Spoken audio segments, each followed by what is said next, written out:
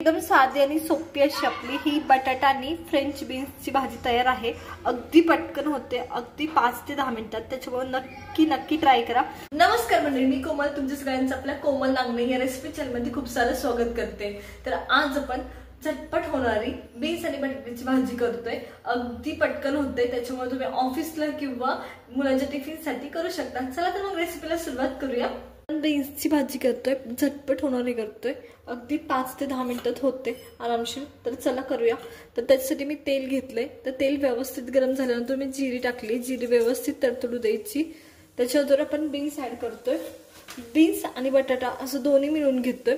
तर प्रमाण हे तुम्ही सेम घेऊ शकता किंवा बटाट्याचं प्रमाण हे बीन्स पेक्षा थोडंसं कमी घ्या। म्हणजे तुमचं जर 3 वाटी बीन्स असेल तर 1 वाटी किंवा 1.5 वाटी बटाटा घ्या, किंवा सेम घ्या दोन्ही पण 2 वाटी बीन्स 2 वाटी बटाटा असं। तर हे व्यवस्थित जिरी तडतडली, त्याच्यात मी इथं बीन्स ऍड करते। सगळे बीन्स व्यवस्थित परतून घ्यायचे 1 ते 2 मिनिटं, जास्त काही नाही करायचं। व्यवस्थित परतणं खूप महत्त्वाचं असतं, एक लक्षात घ्या।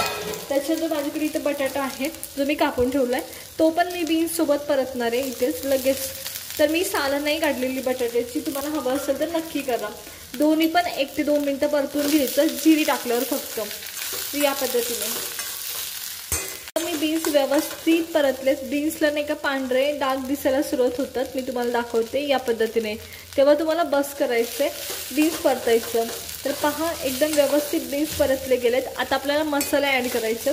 चला तर करून घेऊया मग पटपट। सर्वात पहिले हळद ऍड करते, त्याच्यानंतर लाल मिरची पावडर ऍड करते।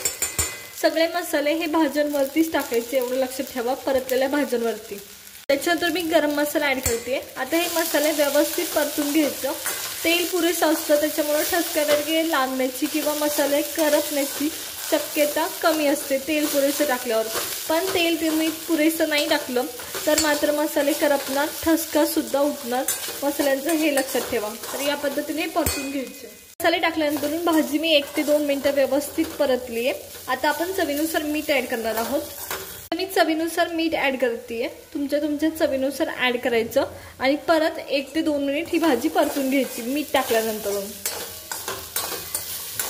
भाजीला मीठ टाकलं आहे, त्याच्यानंतर मी इथं पाण्याचा थोडंसं वापर करते, 1 ते 2 चमचे, जेणेकरून भाजी व्यवस्थित वाफली पाहिजे। भाजीवर झाकण ठेवायचं आणि वाफ काढायची। आता एक गोष्ट लक्षात ठेवा, प्रत्येकच भाजीला कांदा आणि टोमॅटो टाकायची गरज नसते।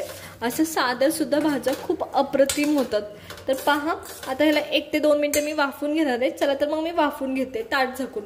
इथं मी ताट झाकते आणि वाफ काढून घेऊया।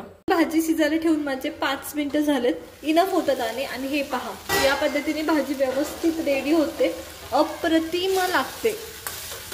चला तर मग मी भाजी साईडला काढून घेते ही प्लेटमध्ये पटकन। एकदम साधी आणि सोपी अशी आपली ही बटाटा आणि फ्रेंच बीन्सची भाजी तयार आहे। अगदी पटकन होते, अगदी 5 ते 10 मिनिटात। त्याच्यामुळे नक्की ट्राय करा। आवडली असेल तर लाईक करा, शेअर करा आणि सबस्क्राईब करा। भेटूया नवीन रेसिपी सोबत।